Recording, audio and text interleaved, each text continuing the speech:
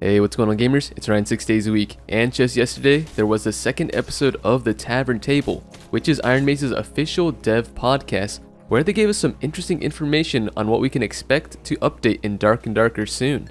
This video is going to be a recap of that 2-hour-long podcast where they cover the new high roller plans, bee-hopping and hot-swapping fix, the Gathering Hall, social space, the new tournament and spectator controls, no marketplace access potentially for the start of next wipe, the new Cockatrice merchant, the hand cannon or cannon / musket, not quite sure what it is yet, end of wipe events, and the legal battle that Ironmace is currently fighting with Nexon. Towards the end of the podcast, they did give us an expected date for the full wipe, and that was April 10th, so roughly a month from now. Again, this is an expected date, so it's tentative and may change. If this is your first ever Dark and Darker wipe, do know that you're going to lose your character level, items in gold, stash tabs, merchant affinity, and your player ranks.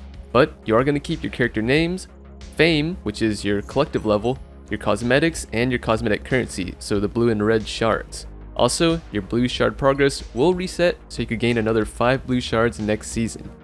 Alright, let's first take a look at the new high roller plans, which some of this stuff might happen before next wipe. Ironmace talked about returning the Dark Swarm 2 high roller. They want to make it a truly hardcore experience. They also are going to return to randomly spawned portals. So as the Battle Royale style Dark Swarm closes in, portals will appear somewhere in the safe areas. On top of all that, sometime next wipe, it will be trios queue only in high roller. I know this will change the game for some of us, well, a lot of us, since I think the majority player base are made up of solo players. I don't know how many of the solo players actually play HR, but for all the game modes, solo seems to be the most popular. This is really just a plan for now. It hasn't been hard set or decided quite yet, but do know that this could appear as early as next wipe. Next, and this is going to be a very quick point, is that they found a fix to bee-hopping and hot swapping, so do expect those two mechanics to disappear as early as the next patch, which I think is coming out in less than a day. Next, and going back to the changes to HR, is Ironmace is going to be releasing the Gathering Hall, which is going to be their way of helping players build a social space in the game. The current mockup suggests that these Gathering Halls are going to be privately rented by guilds and customizable. It seems like the current model is the old tavern. From the couple of screenshots that were shared with us, it seems like you can have some sort of guild supply of items as well as customize the layout of the tavern.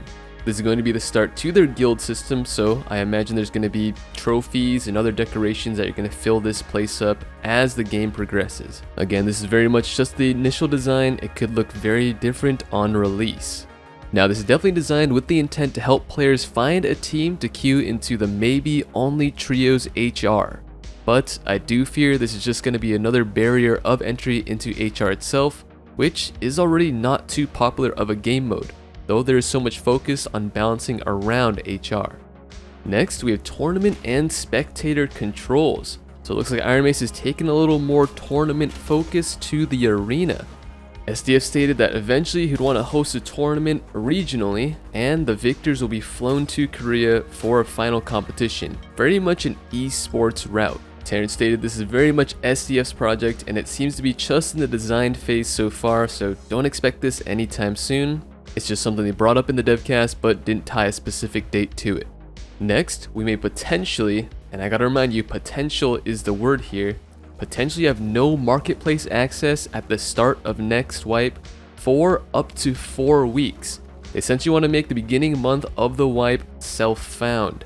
Now, I am curious about your thoughts on this, and I'll probably run a YouTube poll in the near future about this concept of essentially making everyone self-found for the first month of wipe.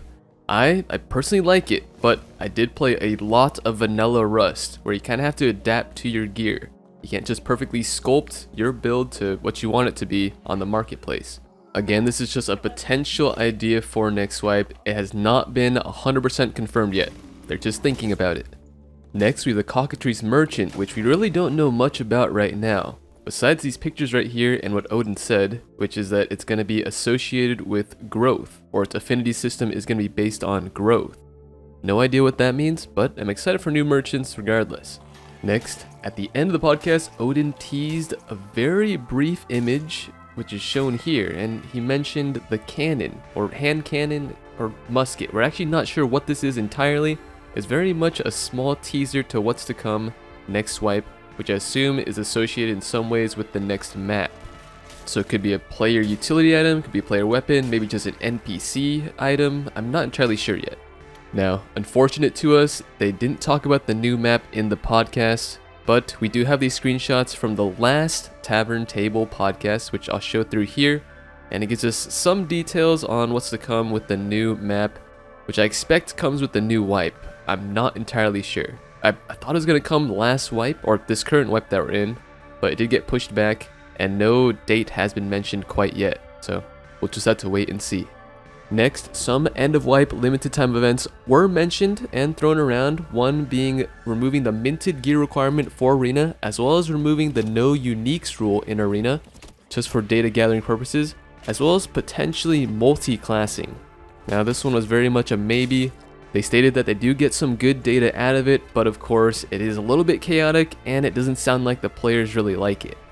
Alright, now to wrap things up, and I saved this part for last, even though it happened at the beginning of the podcast, Ironmace gave us a good amount of detail on what happened with the legal battle, or what's currently happening in the legal battle.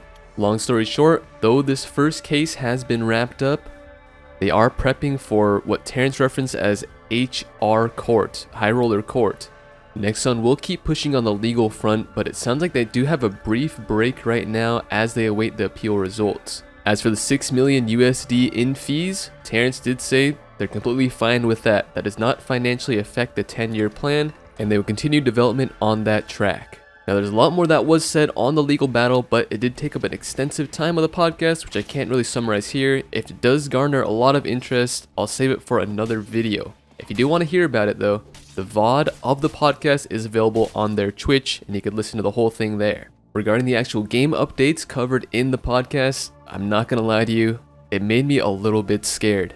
I'm not entirely sure if the game has enough content to keep those solos and duos HR players around if they remove those queues entirely. Also, I only think a small fraction of those HR solos and HR duos players are gonna put in the effort to find a complete trio team.